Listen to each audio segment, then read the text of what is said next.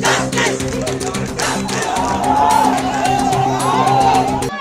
जनता का रोष है, ये जनता का आक्रोश है, जनता ने रास्ते के ऊपर आया है।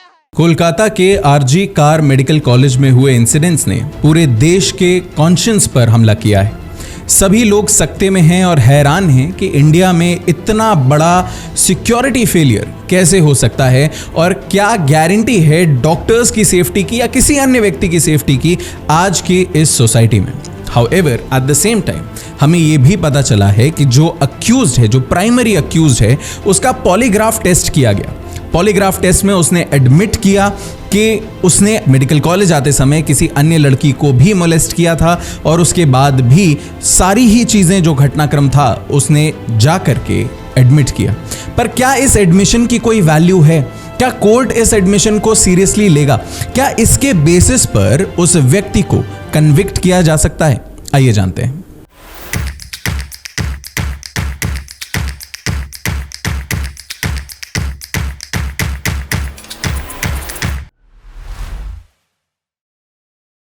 हमारे जस्टिस सिस्टम में दो तरीके के टेस्ट माने जाते हैं, पॉलीग्राफ एंड नार्को एनालिसिस। इनमें प्राइमरी अंतर यह होता है कि नार्को एनालिसिस में एक जो सब्जेक्ट है उसको एक दवाई एडमिनिस्टर की जाती है, एक ड्रग एडमिनिस्टर किया जाता है, जिससे उसके सोचने समझने की क्षमता खत्म हो जाती है, उसका दिमाग नम यानी कि सुन्न पड़ जाता है। तो सोचने समझने की क्षमता खत्म होने पर यदि वो व्यक्ति कुछ भी बोलता है तो सच ही बोलेगा, ऐसा एक अनुमान लगाया जा सकता है। पॉलीग्राफ टेस्ट इससे थोड़ा सा अलग होता है। पॉलीग्राफ टेस्ट में उस व्यक्ति को किसी भी तरीके के सिडेशन में नहीं रखा जाता। उसके ऊपर एक मशीन लगाई जाती है जो कि माइनर से माइनर चीज़ों को, बॉडी के मूवमेंट्स को एनालाइज करती है। हार्ट रेट बढ़ना, घटना, पसीना आना, इन सारी ही चीज़ों को रेगुलर एनालाइज किया जाता है हर सवाल के साथ, और उससे पता चल जाता है कि अगर कोई व्यक्ति झूठ बोल रहा है तो वो मशीन डिटेक्ट कर सकती है। And these two tests are not 100% foolproof. Polygraph test को भी धोखा दिया जा सकता है और नार्को एनालिसिस को भी धोखा दिया जा सकता है, और ये एक बहुत बड़ा कारण है कि इन दोनों टेस्ट्स की एविडेंशियरी वैल्यू कुछ खास है नहीं।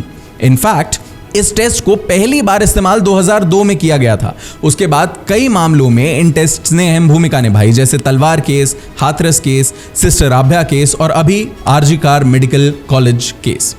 इन सारे ही केसेस में जब व्यक्ति अपना गुनाह कबूल करता है या कोई भी बात कहता है तो वो आर्टिकल 20 क्लॉज 3 के वायलेशन में जाता है। Article 20 clause 3 of the Indian constitution ये कहता है कि any person accused of any offence can not be forced to give a statement जो उसके खुद के लिए इंक्रिमिनेटरी होगा। पर अगर मान लीजिए ये लोग अपने खुद के टेस्ट के लिए सहमति दे दें तो ऐसा हम लोगों ने पहले भी देखा। व्यक्ति ने अप्रूवल दे दिया कि हाँ मैं पॉलीग्राफ टेस्ट दूंगा या मैं नार्को टेस्ट दूंगा, और उसके बाद उसने अगर कन्फेशन दे दिया तो ये भी कहा गया है कि उसने टेस्ट के लिए अप्रूवल दिया था। रिजल्ट्स उसके अपने सोचे समझे नहीं थे, इसलिए उनकी भी एविडेंशियरी वैल्यू कुछ खास नहीं होती।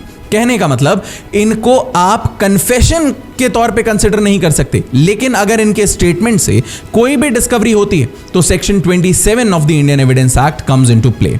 Now I am saying Indian evidence act, you can get to the BSA version of it, right? That comes into play, and so far as the discovery of something is concerned, किसी चीज की discovery की जहां तक बात होती है वहां तक इस स्टेटमेंट की वैलिडिटी होती है, उसके बियॉन्ड बिल्कुल भी नहीं।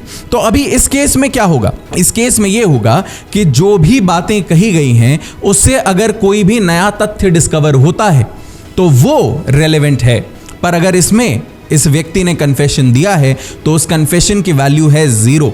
उस कन्फेशन के बेसिस पर इस व्यक्ति को कन्विक्ट नहीं किया जा सकता। In fact Selvi versus state of Karnataka में बहुत डिटेल्ड गाइडलाइंस दी हुई हैं। आपके विचार से इस लॉ में बदलाव की जरूरत है या नहीं? कमेंट्स में बताइएगा।